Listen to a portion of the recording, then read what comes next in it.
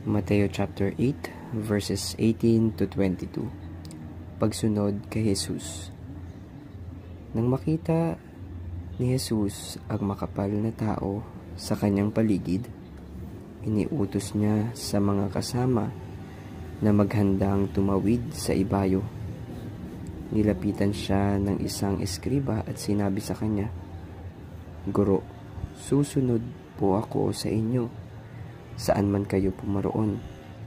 Sumagot si Jesus, "May mga lungga ang mga asong gubat at may mga pugad ang mga ibon.